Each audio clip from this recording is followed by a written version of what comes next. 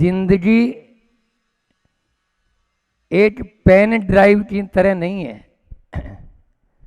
जिंदगी एक pen drive की तरह नहीं है जो आप जब चाहें, जैसा चाहें और जो चाहें वो गाना सुन लें। जिंदगी तो एक रेडियो की तरह है, जो बज रहा है वही आपको सुनना पड़ेगा। बस उसको प्यार से सुनो और या फिर इकरार से सुनो। या तो आप उसको अच्छे से सुन लो और नहीं सुनना चाहो, आप उसको चाहें तो बार बार होकर भी सुन सकते हैं और चाहे तो सुनकर आपके दिल में आग भी लग सकती है। बस सुनना आपको है, इसलिए जिंदगी पेन ड्राइव की तरह मत समझ लेना, वो रेडियो की तरह है। जो कर्म हमने बांधा है वो फल हमको देता है। विगत कुछ दिनों से सामायिक पाठ की जो प्रवचन श्रृंखला लगभग 35 दिन हो गए, लगातार 35 दिनों से एक ही प्रवचन श्रृंखला चल रही है और वो भी सामायिक पाठ। समता का पाठ कैसे मिल सकता है? आज भगवान श्री कृष्ण मंदिर में अपन सब बैठे हुए हैं यहाँ पर, और उनसे बड़ा समता का पाठ सिखाने वाले कौन हो सकते हैं? जो आगामी तीर्थंकर हैं। ऐसे भगवान के द्वारा हमें वह समता का पाठ मिला है। वो कहते हैं भले ही जन्म कारागार में हुआ हो, भले ही जन्म कारागार में हुआ हो, लेकिन उन्होंने कारागार से मुक्त होने का मार्ग हमको बता दिया। इस संसार रूपी जेल से आप कैसे छूट सकते हो, ये मार्ग किसने बताया? अभी अभी स्वाध्याय करके आ रहे हैं हरिवंश पुराण का, पूरा पुराण ही उनका है, जिसमें नेमिनाथ भगवान और श्री कृष्ण जी का पूरा जीवन चरित्र, पांडव और कौरवों का जीवन चरित्र दिया गया है। लेकिन क्या करें, आजकल सुनते तो सब हैं लेकिन उनकी मानते कहाँ हैं? यदि हम उनके आदर्शों को अपने जीवन में अंगीकार कर लें तो यह भारत पुनः सोने की चिड़िया नहीं, सोने का शेर बनने की ताकत रखता है। यदि ऐसे महापुरुषों को अपने जीवन में अंगीकार कर ले तो, उनके जीवन चरित्र को अंगीकार कर ले तो, उनके माध्यम से चार बात पहले करूँगा, फिर अपना जो प्रासंगिक जो विषय है उसको भी अपन ले लेंगे। कि वे कहते हैं सबसे बड़ा तो सामायिक पाठ में है समता धारण करना, तो समता धारण करो कभी भी। दूसरा है हिम्मत मत हारो। श्री कृष्ण क्या कहते हैं? समता धारण करो, पहला लिख लो। और दूसरा क्या है? हिम्मत मत हारो। और तीसरा है सदा विनम्र बनो। तीसरा क्या है? नम्र विनम्र बनो। द्वारिकाधीश होने के बाद में भी पांडवों की तरफ से वो दूत बनकर जाना स्वीकार कर लिए। बोलो, अभी मैं द्वारिकाधीश के रूप में तुम्हारे सामने नहीं आया, अभी मैं पांडवों की तरफ से दूत बनकर तेरे सामने आया हूं। बस 5 गांव दे दे, 5 गांव दे देगा, मैं उनको मना लूंगा।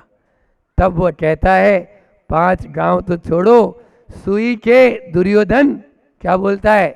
झगड़े की जड़ 3, जड़ जोरू और जमीन। हाँ, यही है 3 झगड़े की जड़। इन्हीं के पीछे पूरा संसार घूम रहा है। चाहे सारे स्कैंडल हो रहे हैं कि धन है जड़ हो गया, और स्त्री है जोरू हो गई, और जमीन जायदाद है, इसी के पीछे आदमी पागल बनता चला जाता है। और वह भाई को भाई नहीं समझता, पिता को पिता नहीं समझता, पुत्र को पुत्र नहीं समझता, और पत्नी को पत्नी नहीं समझता। वह उनको साथ में अनेक प्रकार का दुर्व्यवहार करने लग जाता है। लेकिन संतों ने कहा है, बहुत अच्छी पंक्तियां याद आई, कोई कंस सताता जग को, कोई कंस सताता जग को, कोई कृष्ण बचाते हैं, और जब जब रावण शोर मचाता राम दौड़कर आते हैं। जब जब रावण शोर मचाता राम दौड़कर आते हैं। तब तब लव कुश पैदा होते, जब जब सीता रोती है। तब तब लव कुश पैदा होते, जब जब सीता रोती है। और घोर अधर्मों के पलने पर गीता पैदा होती है। घोर अधर्मों के पलने पर गीता पैदा होती है। समय सार है, कभी गीता का उपदेश तो सुनो श्री कृष्ण के मुख से। जो गीता का जो लिखा हुआ है वो शुद्ध अध्यात्म है और समय सार की कारिकाएं हैं। तू किसको अपना मान रहा है? उठा, युद्ध कर, युद्धस्व। ये मेरे दादा हैं, ये मेरा भाई है, ये मेरे जो है गुरु हैं द्रोणाचार्य। नहीं, वो बोलते हैं युद्धस्व, युद्ध कर, तुम्हें युद्ध करना है बस। महावीर भगवान भी कहते हैं उठा गांडीव और चला, युद्ध कर। अरिहंत बनना है तो तुझे युद्ध करना ही होगा, तुझे अपना नहीं। सुबह बताया था वो 4 मित्र वाली कहानी कि वो मोम जैसा होता है और एक लाट जैसा, काष्ठ जैसा और मिट्टी जैसा। तो मिट्टी जैसा बनो, लाट जैसा, मोम जैसा और काष्ठ जैसा नहीं बनो, नहीं तो वो तो तुरंत लौट जाएंगे। वहाँ वो भी गांडीव पटक देता है, लेकिन वो कहता है गांडीव पटक मत, उठा अपना गांडीव और चला और सामने युद्ध कर। ये था। तो इस प्रकार से पहला मैंने बताया है समता धारण करो, दूसरा हिम्मत नहीं हारो, और तीसरा बताया विनम्र बनो, है ना। और चौथा है कि पुरुषार्थशील बनो। पुरुषार्थशील, हमेशा पुरुषार्थ करो। श्री कृष्ण ने अपने जीवन में, अभी मैंने बताया कि आप लोगों का जन्म हुआ तब कोई कम से कम थाली बजाने वाला तो था, बोलो। अब वहां तो देव की माता ने जन्म कहाँ दिया है? फिर भी वो हिम्मत नहीं हारे और अच्छे अच्छे काम तमाम कर दिए। पूतना है ना, पूतना, वो पूतना उनको मारने आई थी, उन्होंने पूतना को ही सल्टा दिया बचपन में ही। उनके एक एक जीवन आदर्श को तो आप देखो, उनके चारित्र से बड़ी आपको शिक्षा मिलेगी। इस प्रकार से उस शिक्षा को धारण करके हम भी समता परिणामों को अपने बीच में उतार सकते हैं। लेकिन क्या करें, आज हमारी स्थिति ऐसी हो गई है कि घर घर रावण हो रहे पैदा, इतने शाम इतने राम कहाँ से लाऊं। और घर घर पैदा हो रहे कंसा, इतने शाम कहाँ से लाऊं। बस इतने राम और इतने शाम हम कहाँ से लाएं? ये राम और रावण, ये कंस और श्री कृष्ण कोई बाहर के नहीं है, ये हमारे भीतर की प्रवृत्ति है। हमारे भीतर बैठा है वही रावण और वही कंस।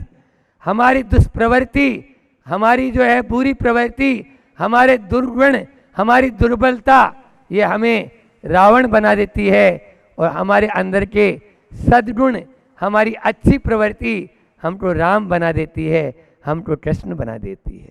बस यदि आपको कृष्ण बनना है और राम बनना है तो उन महापुरुषों के जीवन चरित्र को हम पढ़ें, तभी आगे बढ़ सकते हैं। कल अपन ने इसी के बारे में देखा था कि जिस प्रकार से कर्म हम जो करते हैं उसका फल हम ही को मिलता है। दूसरे ने किया और उसका कर्म हमको फल नहीं देगा, हमारा किया हुआ कर्म है वो हमको ही फल देगा। चाहे कोई भी हो, चाहे वो भगवान महावीर हो, चाहे भगवान पारसनाथ हो, चाहे वह महापुरुषों में चाहे श्री कृष्ण हो, चाहे भगवान राम हो। मैंने 2-3 दिन पहले भी बोला था, अच्छे अच्छे ज्योतिषाचार्यों ने भगवान राम का विवाह का शुभ मुहूर्त खोजा था, है ना। गुरु वशिष्ठ जैसे उसमें थे, और फिर जाते ही क्या हुआ, वनवास मिल गया। बोलो, अभी तो मेहंदी भी नहीं सूखी है। नेमिनाथ भगवान को देख लो, राजुल और नेमिनाथ भगवान तीर्थंकर थे, राजा के बेटे थे। क्या उनका मुहूर्त अच्छे से नहीं सोचा था क्या कि घोड़े पे बैठ के जाएंगे तो वहाँ पर वो नहीं जो है वापस लौट जाएंगे। फिर भी उनकी बारात बीच रास्ते से ही लौटी नहीं लौटी। पशुओं की पुकार सुनकर, यहाँ पर सब तरह के बैठे हुए हैं हमारे भाई लोग, पशुओं से प्यार किया कौन ने? हमारे कान्हा ने। कान्हा था ना, कन्हैया। वो कन्हैया भी पशुओं से बहुत प्यार करते थे। एक बांसुरी की धुन बजाते थे और गोपियां और गायें दौड़ी चली आती थी। इसी प्रकार से नेमिनाथ भगवान की भी जब बारात जा रही थी और जब पशु बंधे हुए देखे, किस लिए पशु बांधे हैं, पूछा सारथी से, तो बताया आपकी बारात में जो मांसाहारी राजा लोग आएंगे उनके मांस के लिए ये पशु काटे जाएंगे। मेरी बारात में और पशु काटे जाएं, धिक्कार है ऐसे विवाह को। और उसी समय अपने रथ को उन्होंने मोड़ दिया।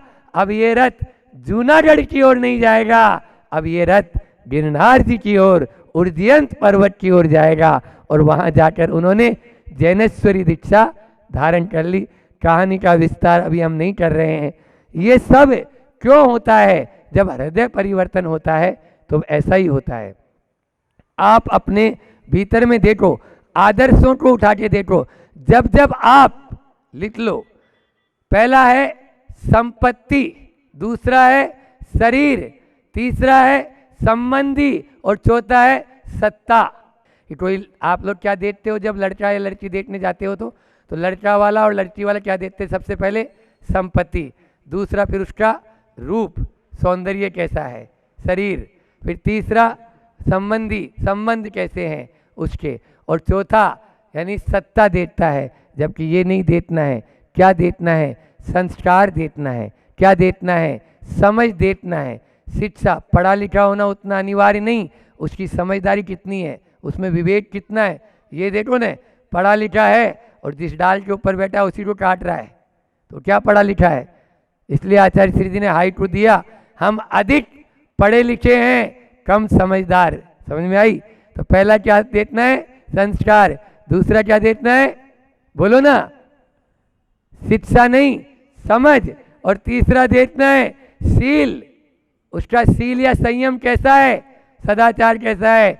और चौथा देखनी है उसकी सहनशीलता कैसी है, बात बात में उफनता तो नहीं है। हाँ, कि जैसे वो बम होता है ना, बम बम जानते हो ना? बोले महाराज जानते हैं। उसकी बाती निकली हुई रहती है। खाली अगरबत्ती, उसका नाम ही क्या है? अगरबत्ती का नाम अगरबत्ती क्यों पड़ा? कि बाती के पास में यदि अगरबत्ती ले गए तो क्या हो जाएगा? विस्फोट हो जाएगा। और वही अगरबत्ती यदि भगवान के चरणों में जला देंगे, पूरा का पूरा मंदिर सुवासित से भर जाएगा, पूरा का पूरा घर सुवास से भर जाएगा। इसलिए उसका नाम पड़ा अगरबत्ती।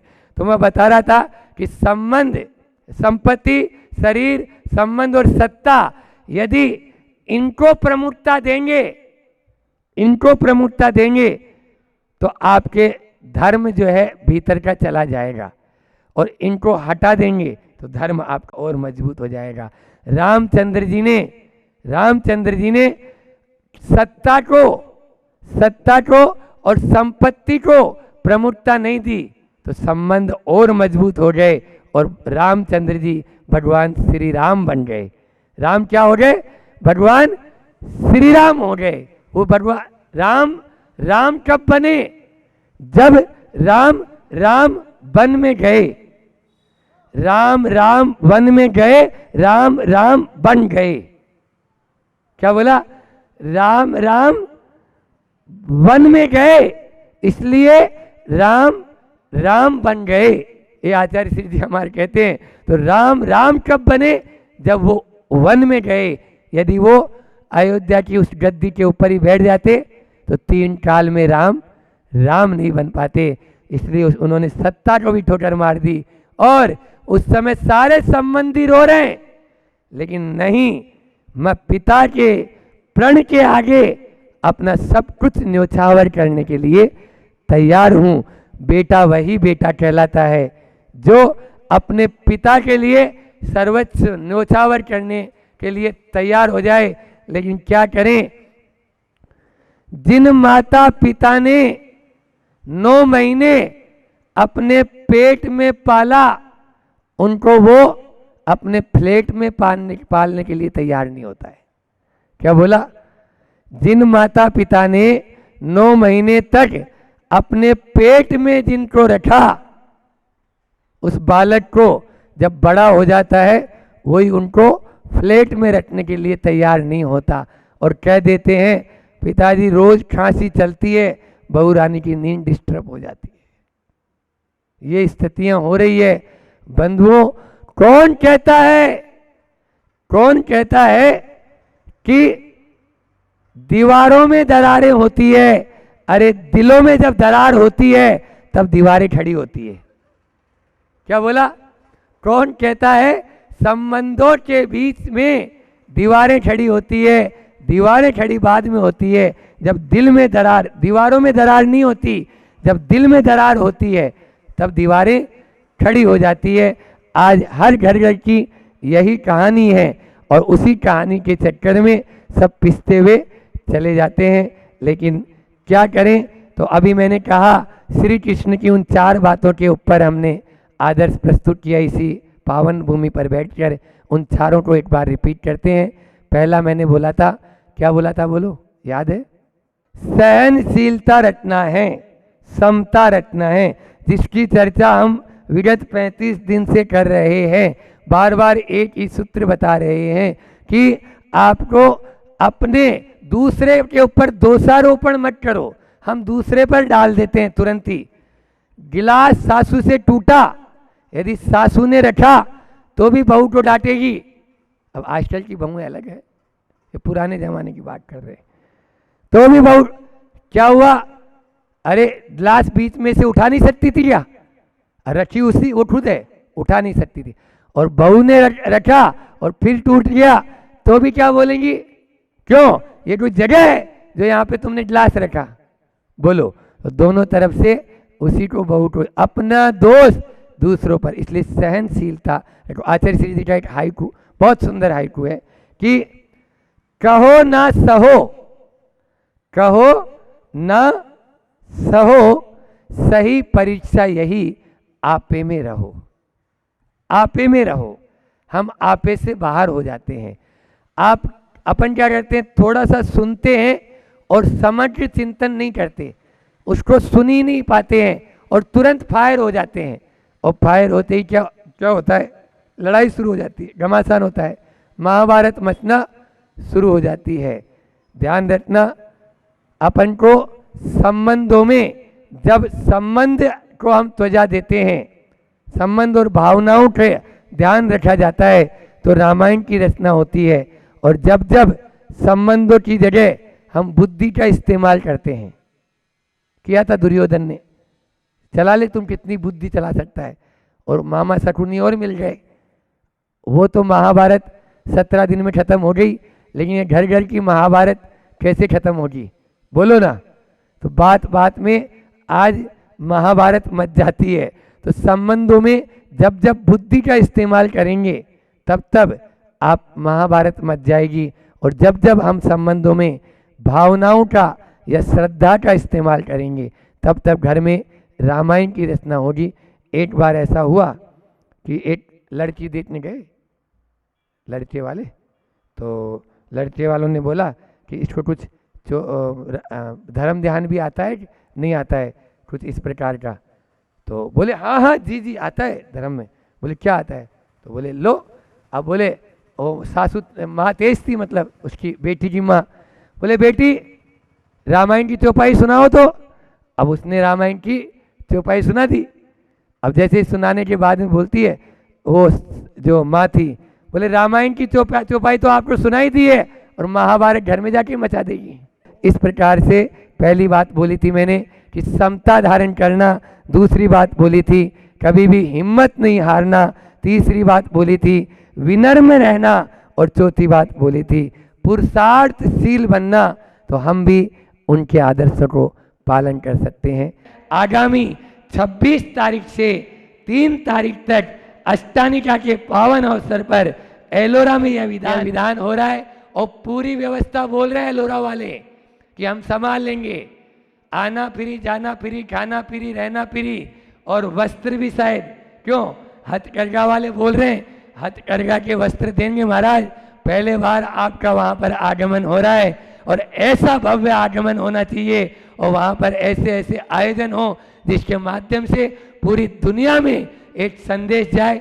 कमर कसकर, कल वाक्य भी जितने लोग शाम को आए थे उन लोगों ने एक सूत्र में बोला, महाराज जी आप दोनों दिन को कहोगे रात तो हम रात कहेंगे, और जो बात हो पसंद वही बात करेंगे, ऐसी बात। और हम दोनों ने भी यही बात बोली कि हमारा कुछ नहीं, जो कुछ है गुरुदेव का है, जैसा गुरुदेव का आशीर्वाद होगा आपको वही करना है, वैसा ही करना है।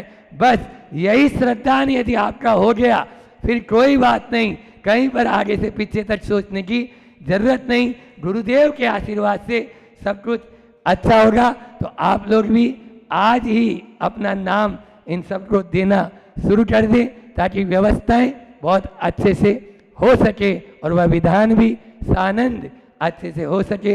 फिर आगे की सूचनाएं आगे और दे देंगे, अभी इतना ही रखते हैं। बोलिए अहिंसा परमो धर्म की।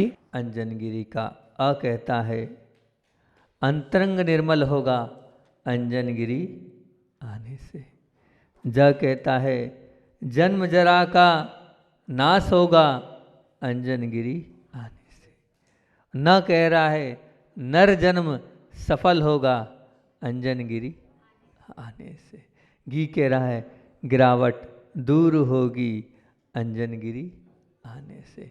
और री कह रहा है रीद अर्थात संस्कृति की प्राप्ति होगी अंजन गिरी आने से। इस पे अपनी चर्चा चल रही हैगी, और गिरावट पर अपनी बात चल रही थी। गिरावट की बात अपन कर रहे थे, और प्रवचन के बीच में कल शुद्ध पंचमी के उपलक्ष्य में पूरा प्रवचन हमने आप लोगों के बीच में रख दिया था कि शुद्ध पंचमी कैसे मनाना है, और छूट गया था। तो अपन ने परसों क्या बात करी थी कि गिरावट की बात चल रही थी, और गिरावट की बात में हमने ये कहा था क्यों चिंता करते हो, जब मुनिराज भी छठवें सातवें में गिरते हैं उठते हैं, गिरते हैं उठते हैं, तो अगर आप गिर भी गए तो वापस उठ जाओ, परेशान नहीं हो। गिरना अपने आप में उठाने के लिए होता है। और 4 आगम से बताए थे हमने कि आपसे कुछ गलती हो भी गई है तो गलती होने के बाद क्या 25% तो गलती हुई, और आपने क्या बस स्वीकार कर लिया मैंने गलती करी है, वहीं धुल गया। 25% गुरु के समक्ष स्वीकार कर लिया, वो धुल गया। 25% आपने प्रायश्चित मांगा, धुल गया। और बाकी का 25% फिर क्या बचा, वो जो प्रायश्चित दिया था उसको आपने ले लिया और स्वीकार कर लिया, वो हो गया। और एक हमने कहानी आपके सामने सुनाई थी, कहानी का क्या था, अपराध बोध अपने आप में बहुत बड़ा बोध है। अपराध बोध अपने आप में बहुत बड़ा बोध है, जो जीवन के नवीन शोध को प्रदान करता है, अर्थात नया जीवन प्रदान करता है। और नया जीवन युधिष्ठिर को मिला था, क्योंकि युधिष्ठिर क्या बने, मोक्षगामी जीव बने थे। वो क्यों मोक्ष गए थे उसकी पूरी कहानी सुनाई थी कि वो नदी नहाने गए थे, पूरे तीर्थों की स्नान करने गए थे, और कृष्ण जी से पूछ के गए थे। कृष्ण जी से कहा अच्छा वहाँ जाओगे तो क्या सब पाप धुल जाएंगे? बोले हाँ धुल जाएंगे। एक हमारी क्या ले जाओ, तुम्बी ले जाओ।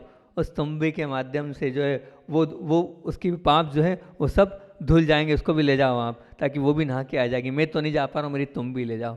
वो तुम्बी आई, आने के बाद सबको खिलाया था। खाने के बाद क्या हुआ, कड़वी तुम्बी थी, सबको क्या हो रही थी, वॉमिट हो रही थी। तब वहाँ पर कृष्ण जी ने बोला पवित्र हो गई ना तुम्बी, ये कड़वापन कैसे रहा?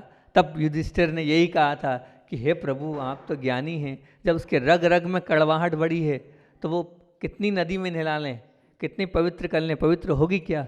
बस उस पर एक कारिका युधिष्ठिर को बोली थी, और उस कारिका से पश्चाताप ऐसा हुआ कि उन्होंने सीधे मुनि दीक्षा ले ली कि आत्मा नदी संयम तयो पूर्णा सत्यावाह शीलवाहा दरुमी और तत्राभिषेकम कुरु पांडुपुत्र न वारणा शुद्ध च अंतरात्मा। मतलब क्या, ये आत्मा रूपी नदी, जो आत्मा रूपी नदी है उसमें क्या है, संयम का जल भरा है, सत्य का क्या है, प्रवाह है, बह रहा है, और ब्रह्मचर्य रूपी तट मजबूत है, और उसमें दया की तरंगे उठ रही हैं। हे पांडुपुत्र इस नदी में स्नान करो, और आत्मा से वो जो अंदर पाप किए हैं अगर वास्तविकता में तुम्हारे अंदर है कि मैंने हजारों लोगों का खून बहा है और उसमें मैं निमित्त हूँ, मैंने अपने ही परिवार को नाश किया है, तो सबसे पहले अगर वो है तो वो कुर्सी है, उस कुर्सी को छोड़ो। वो कुर्सी छूट जाती है और वो मोक्ष मार्ग की ओर आगे बढ़ जाते हैं। ये कहलाता है पश्चाताप। मात्र स्नान करने से आपके पाप धुलने वाले नहीं हैं। पर हमने आपसे बात करी थी कि तुम जिस तत्व के पीछे रोते रहोगे, अर्थात जिसका पछतावा करोगे, वो तुमसे दूर होता चला जाएगा। वो चाहे वो अच्छा हो चाहे बुरा हो, अच्छा भी दूर होगा और बुरा भी दूर होगा। बस चाहिए क्या? पछतावा चाहिए क्या। लेकिन पछतावा कैसे? तो कल ही मूलाचार पढ़ रहे थे, परसों ही, वो जो कारिकाई वो होता है जी, पछतावा कैसा बोला आचार्य वट्टकेर स्वामी महामुनिराज ने उसमें लिखा है, जबालो जम पंतो कज्जम कज्जम जय भणदी तालो चे यवम माया मूसम चमोतूण।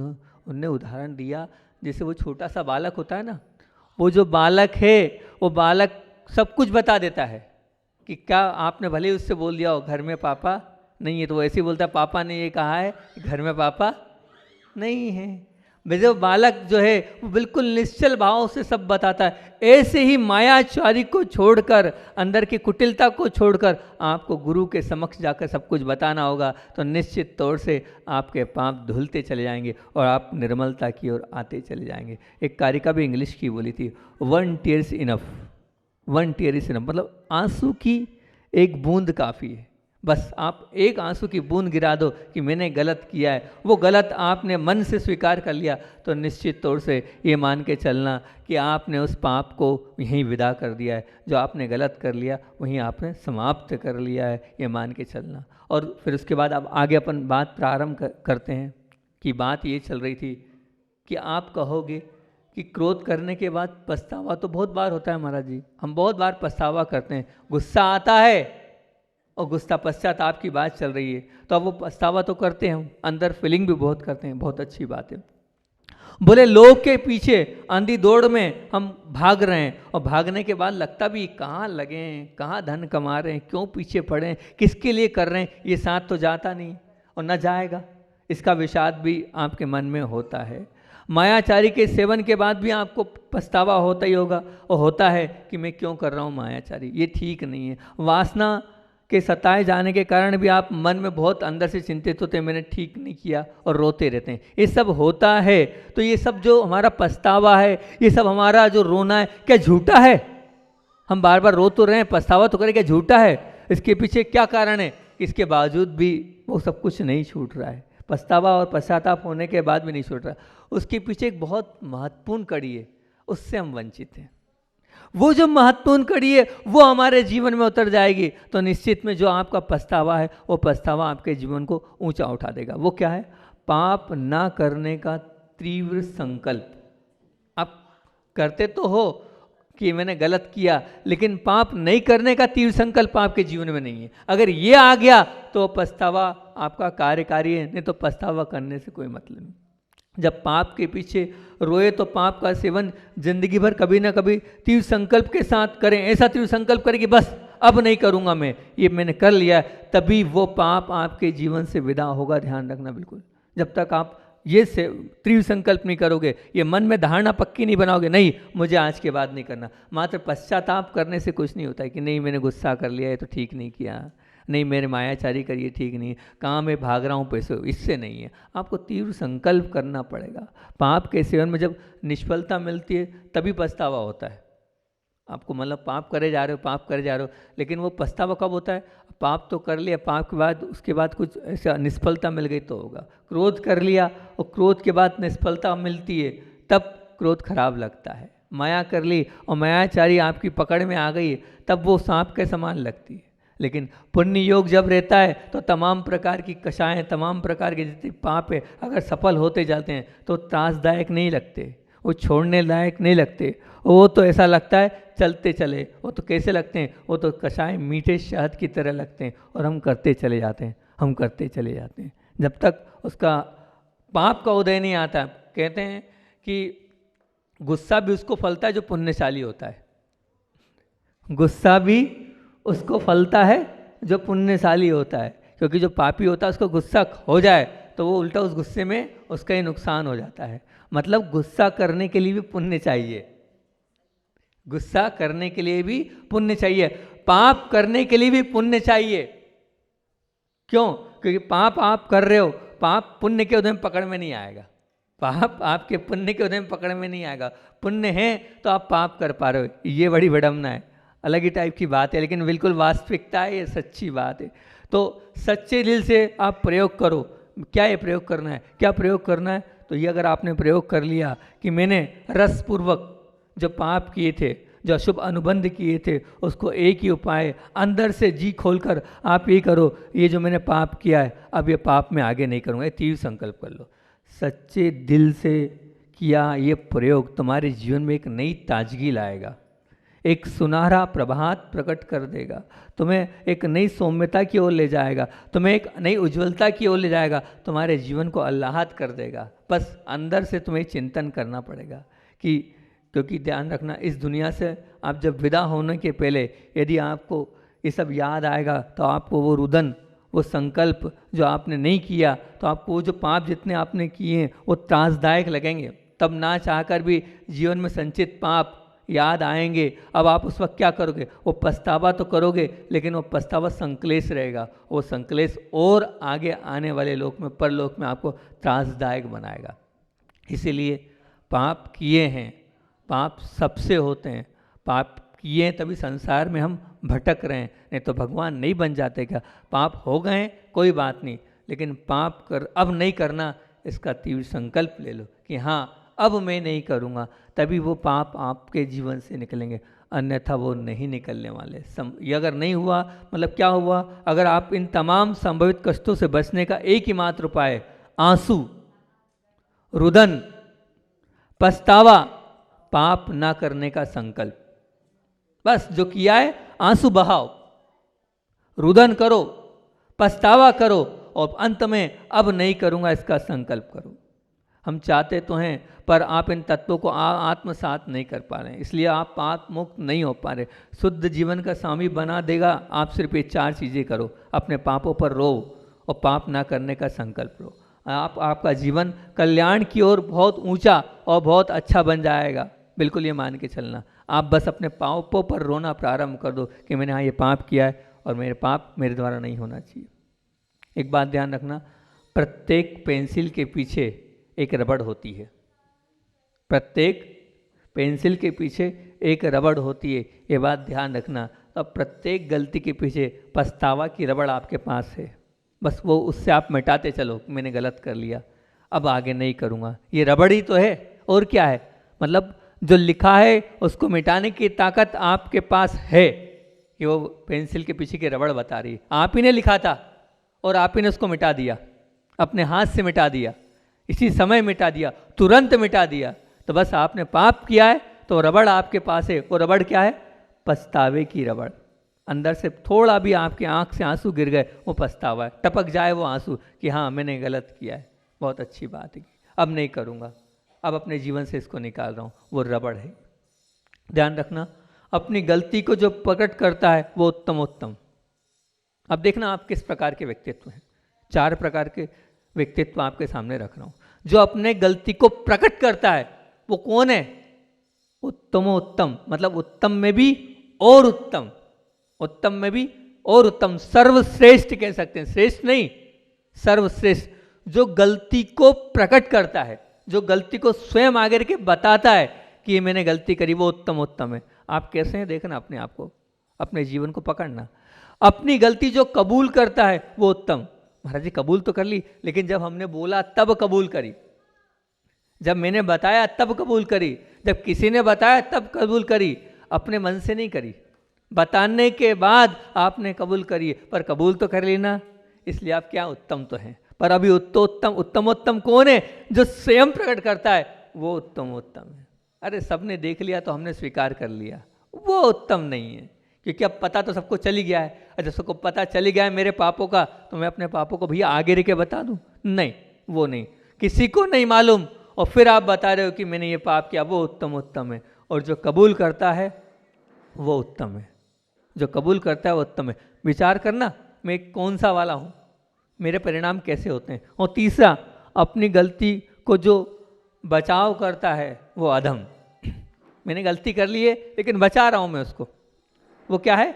अधम है। गलती होने के बाद स्वीकार नहीं रहा है और बचा रहा है और चार बात सुना रहा है, ये कर रहा है वो कर रहा है, ताकि मेरी गलती क्या हो जाए? ढक जाए, दब जाए, सबके सामने नहीं आए। वो कौन सा, वो उसका चरित्र कैसा है, उसका जीवन कैसा है? अधम जीवन जी रहा है वो। उसका जीवन कैसा है? अधम जीवन है उसका जीवन। और चौथा हैगा, गलती निकालने वाले की जो गलती निकालता है वो अधमा अधम। अगर आपकी गलती किसी ने निकाल ली है, अब आप अपनी गलती को तो नहीं, जिसने गलती निकाली है उसकी गलती को निकाल रहे हो आप। जिसने गलती निकाली है अब उसके पीछे पड़े हो कि तूने मेरी गलती निकाली, कोई बात नहीं, अब मैं तेरी गलतियां निकालता हूं। अब वो कौन है? वो अधमा आदम है। ऐसी प्रवृत्ति का व्यक्ति अधमा आदम है। आप विचार करना, इन चारों में आप कौन सी प्रकृति के व्यक्तित्व हैं? आप उत्तमोत्तम हैं जो स्वयं प्रकट कर रहे हैं। आप उत्तम है, तुरंत कबूल कर लिया, हाँ मुझसे गलती हो गई, ठीक है उत्तम है।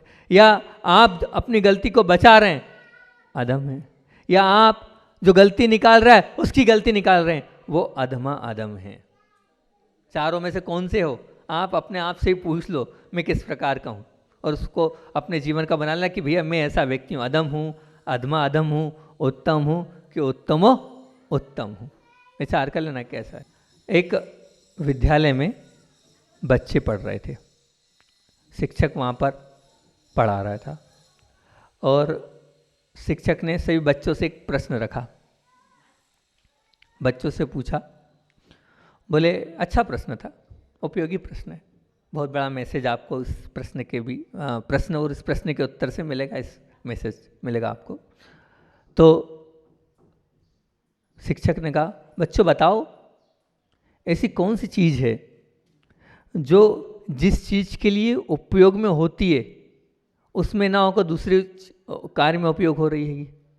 ऐसी कौन सी वस्तु है जो जिस करना चाहिए, जिस कार्य के लिए कि हाँ ये इस कार्य के लिए नियुक्त है, वो उस कार्य के में नहीं हो रही है, वो दूसरे कार्य में हो रही है। ऐसी कौन सी वस्तु है? तो वहाँ बच्चे बैठे थे, आजकल के बच्चे बड़े समझदार हैं। तो बोले सर अगर मैं बताना तो चाहता हूँ लेकिन बस इतना है कि आप नाराज़ नहीं होगे तो मैं बता दूँ। बोले हाँ हाँ बताओ बताओ, मैं नाराज़ नहीं हूँ, आप बिल्कुल भी हम पर गुस्सा नहीं करोगे? हाँ हाँ नहीं बिल्कुल गुस्सा नहीं करोगे, प्रॉमिस प्रॉमिस। तो बोले सर वो आपका जो स्केल है ना, वो जो आपके पास स्केल है वो नापने के काम का है, लेकिन आप नापने के काम में नहीं ले रहे हो, आप हम लोगों को मारने के काम में ले रहे हो। आप हम लोगों को मारने के काम ले रहे हो।